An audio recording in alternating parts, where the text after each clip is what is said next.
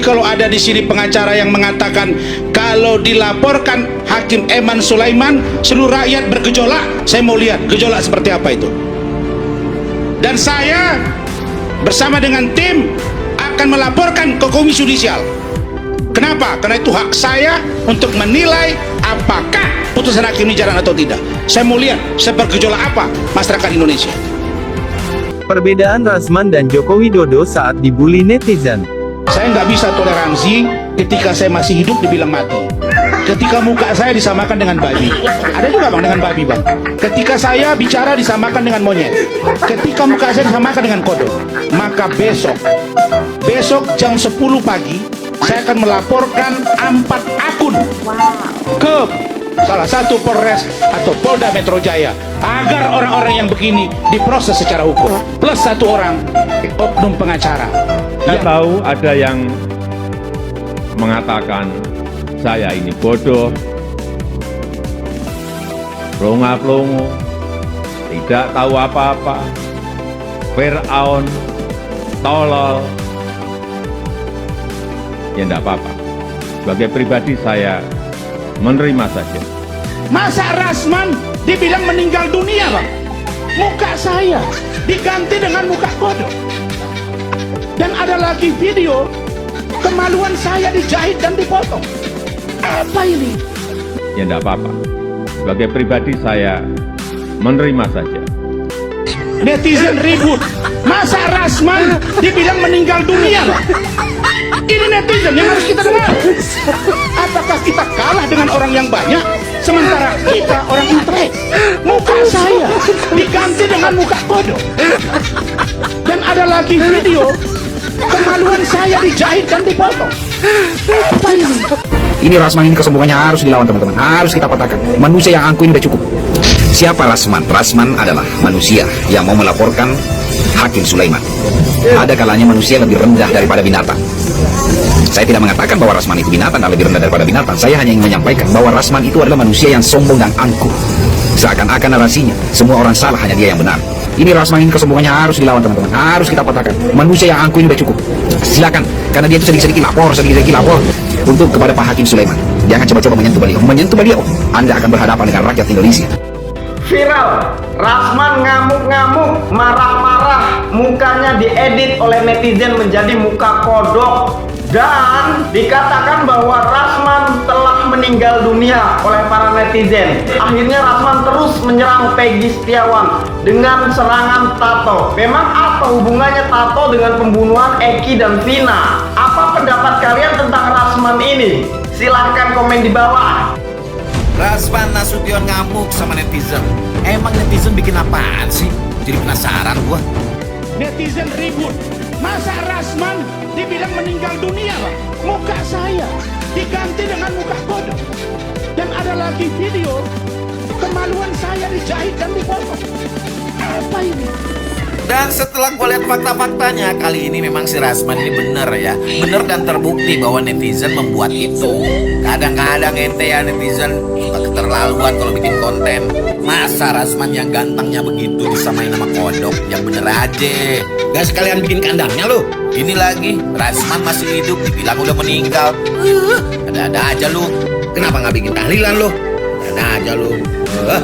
Ditambah lagi ada ini yang jahit-jahit celananya Rasman seolah-olah kayak gitu. Ada-ada aja lu, bikin orang ketawa aja lu. Bikin lagi yang banyak biar gua ketawa. Tak cukup di situ saja, keberingasan Rasman Nasution itu juga mendapat tamparan pedas dari sejumlah pengacara lainnya. Sebut saja Saur Siagian, seorang praktisi hukum. Dirinya menyebut jika Rasman adalah orang yang hanya bikin rusuh di setiap ada permasalahan.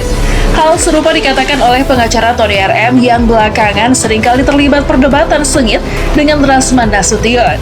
Meski Tony RM baru tenar semenjak munculnya kasus Vina Cirebon, namun tak bisa dipungkiri pengacara Tony juga punya nyali dan keberanian yang luar biasa, terlebih hanya menghadapi seorang Rasman Nasution.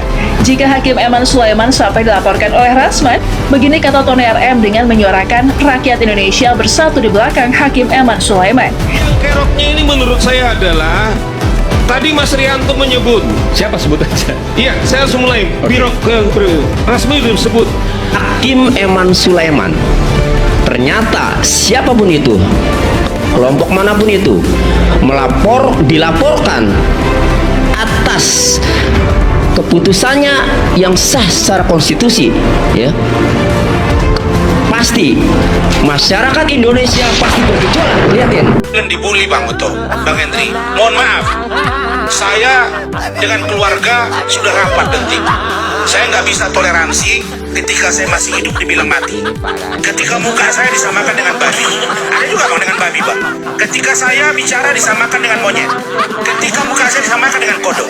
Maka besok jam 10 pagi saya akan melaporkan 4 akun ke salah satu Polres atau Polda Metro Jaya agar orang-orang yang begini diproses secara hukum. Plus 1 orang oknum pengacara yang saya lihat menyerang saya secara pribadi tapi tidak mampu berargumentasi secara hukum. Itu saja. Oke, Pak. Saya resmi melaporkan beberapa akun. Yang akun tersebut saya lihat sangat menghina, merendahkan harkat dan martabat saya sebagai seorang lawyer profesional, sebagai sebagai suami dari istri saya, sebagai ayah dari anak-anak saya, sebagai adik, abang dari keluarga besar saya, sebagai pimpinan atau leader di kantor hukum saya, sebagai mitra dari sahabat saya seperti Bu Ibu. Ini menghina, mencemarkan, dan ini harus dihukum. Saya sebut saja saudara yang memiliki akun, dan ini bisa berkembang. Kalian ingat saya laporkan akun Instagramnya saudara Denny Sariesta, sekarang tersangka dan bentar lagi disidangkan. Hati-hati. Pemilik akun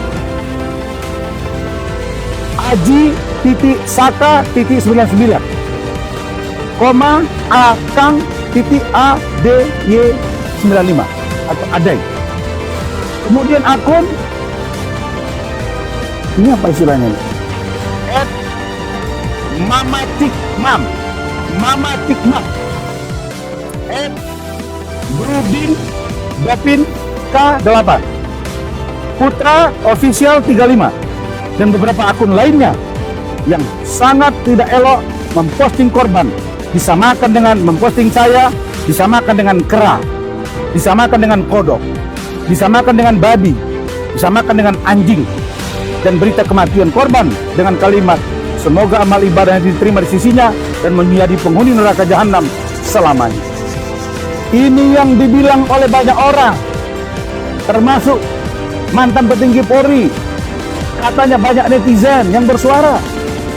Ini yang orang aktivis yang sekarang jadi anggota DPR RI, yang sebentar lagi akan maju misalnya menjadi calon salah satu gubernur di Indonesia. Ini yang harus kita dengar, netizen yang disebut-sebut ini. Netizen yang menghina orang, netizen yang memaki orang dengan suka-suka. Hei kalian-kalian, dan kalian pikir saya gentar sama kalian. Ini contoh barang, dan ini harus lanjut sampai ke muka persidangan dan dihukum. Tidak ada damai buat kalian. Begitu juga dengan kau Farhad, tidak ada damai untuk kau. Bagaimana hujatan-hujatan yang masuk kepada saya dan keluarga, itu semua insya Allah keluarga saya akan akur-akur saja, kita akan baik-baik saja. Dan terkait dengan saudara, mana orang saudara? Jemin, itu juga sudah kita minta agar saudara naikkan ke media. Dan apa yang di meme-meme saya mencium perempuan itu anak kandung saya nomor 6. Dan itu di pesantren dan itu dipotong-potong. Tapi makanya saya ingatkan Anda semua untuk supaya paham ya. Sedangkan masalah ijazah palsu yang dituduhkan ke saya sudah di SP3. Laporan Evi kepada saya sedang SP3. Laporan Hotman terhadap saya sudah 2 kali balik berkas. Kita lihat aja perkembangannya. Nah, saya belum pernah selama ini bicara keluarga saya.